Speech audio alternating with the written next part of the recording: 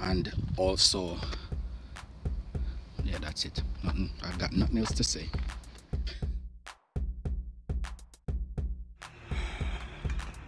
Okay, so today I'm going to do the brake caliper and rotor change for the Crown.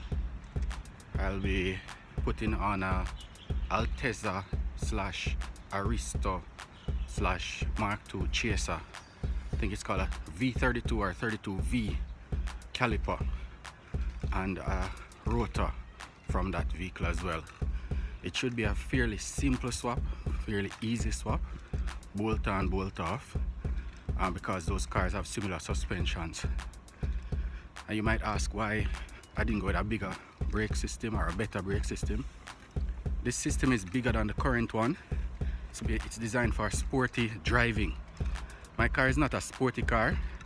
It's not even that powerful, but it has a lot of weight. So I need something that can stop it regularly at highway speeds without getting too hot. The stock brakes are pretty good. I've never had an issue with them, but the pads are wearing down and it's time to change, so I figure might as well do an upgrade.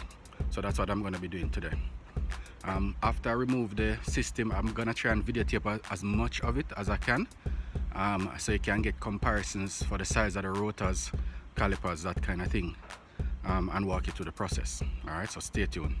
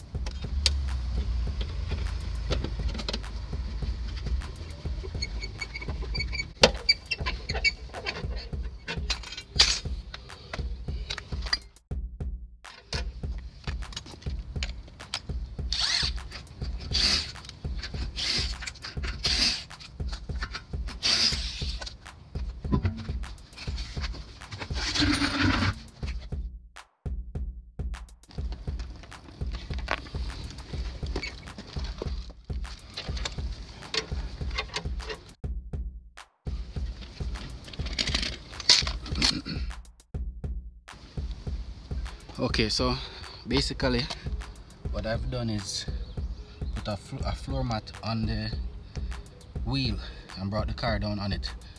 And the reason I did that is because my jack stands are over by my friend's house and it's too far to go and get them, so doing it old school style. And the reason I'm taking the jack out is because I need to jack up the other side so I'm able to spin the spindle.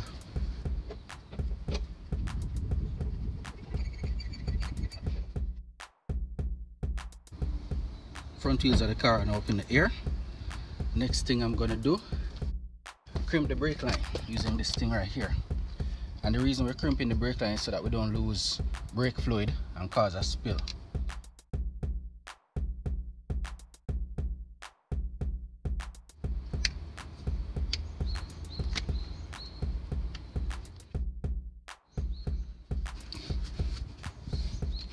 Alright, next is to remove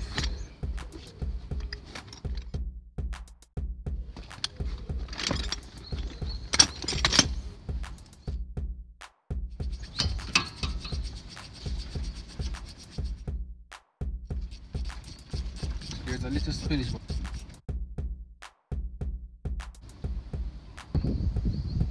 And again, I'm doing this now because when I remove the caliper. Alright, next I think I need a socket to pull the caliper off. Yes, I do.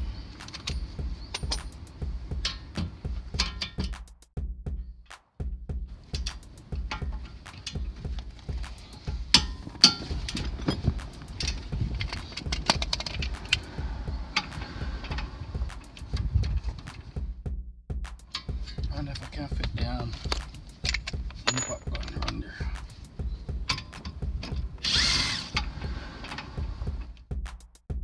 Just realize one thing.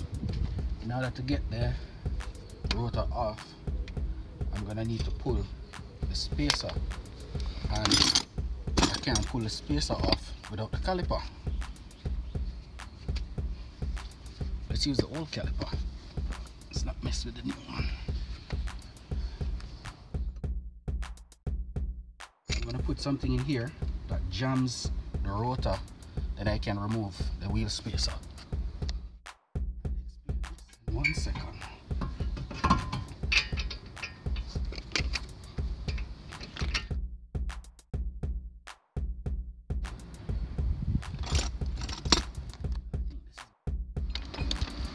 Alright, that's off.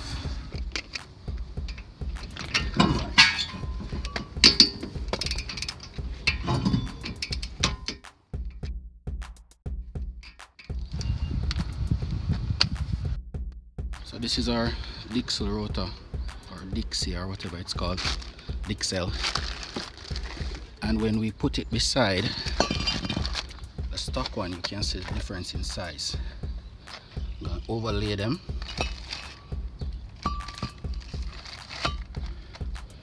You can see that the stock one is a bit smaller. Alright, so these are the calipers. You can see this is the Aristo set, and it's a 2-pot caliper, which means it has 2 pistons compressing the caliper and therefore compressing the pads onto the rotors. This is the stock one, and it has 1 pot, and it's sufficient, you know, for most vehicles. Even for this car it's sufficient because I'm not driving like on a circuit, but these give it a more even pressure across the pad, and therefore it dissipates the heat better. So the heat is spread out across the pad, and that's basically it. It's wider from end to end, and it's also a little bit beefier, as you can see here. This one is just very narrow, so you need a bigger rotor to work with this one.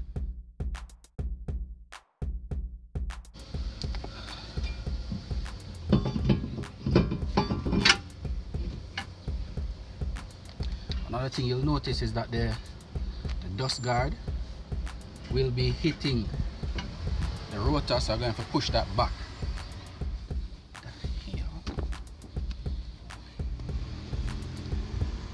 I've actually done this before. When you push in the top, the bottom comes in, so you have to put something between there so that when you start to push the other side, it don't flex back.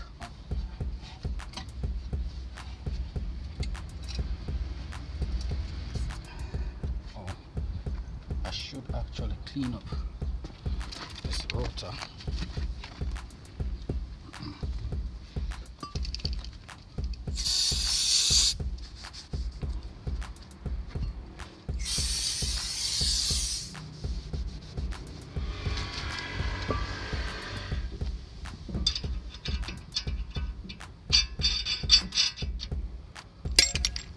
What I'm doing now is spreading the caliper so that there's enough room for the pads to get over the rotor. So my first brake change was taught to me by my friend Al, who now lives in England, and a little trick he showed me was, or what he said you should do is sand down the surface or the face of the new brake pads you're putting on, or the brake pads you're putting on. It's a fairly simple process. All you have to do is find a flat surface like this, lay down some sandpaper,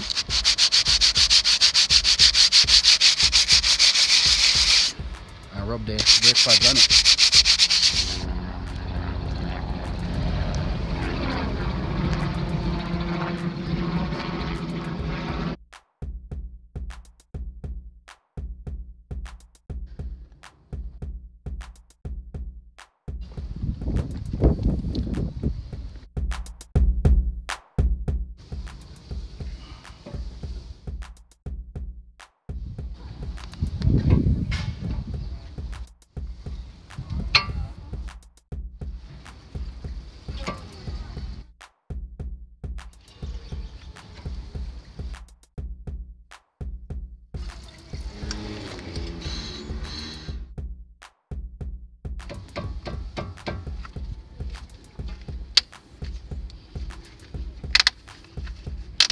So it's not how it's supposed to be done, because I'm holding the camera. And I'll do that after changing the side.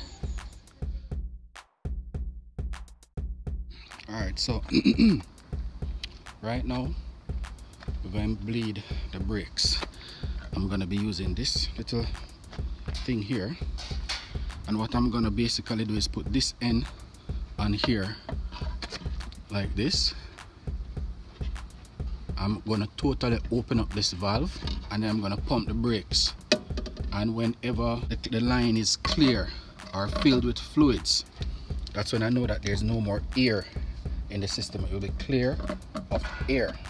I'm gonna open up this line first. I'm gonna put this 10 on here, then put the nipple on, and then I'm gonna open this line.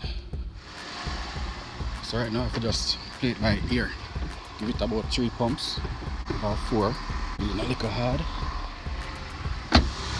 Alright, the line is solid. No air in the line. That's the amount of brake fluid that came out of the reservoir in there right now. And that's that. I just need to put on the wheel spacer and the wheel, and finished.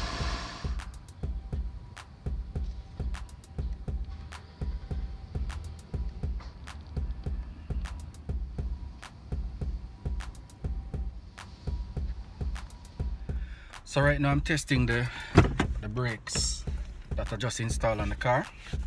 The GS300, or the chassis number is the JZS175. The same brakes work on the SXE10 Altezza, which in the States is the I forgot what that car is called. The IS300 or the IS whatever it named. Okay. So yeah, that was a train. I'm near the tracks right now. So yeah, I'm just basically just riding the brakes, getting a little heat on them. But yeah, so far they seem like they're holding pretty nicely. No issues with them so far. No scraping, no knocking. It's not touching anything. Everything doesn't fit as it should. The brake dust guard, I had to brace that back so that it doesn't touch the rotor, because the rotor is wider, and it's also bigger in diameter. So yeah, but so far no problem. So this is the rotor after about say 15-20 minutes of driving. You can see some of the coating has been removed.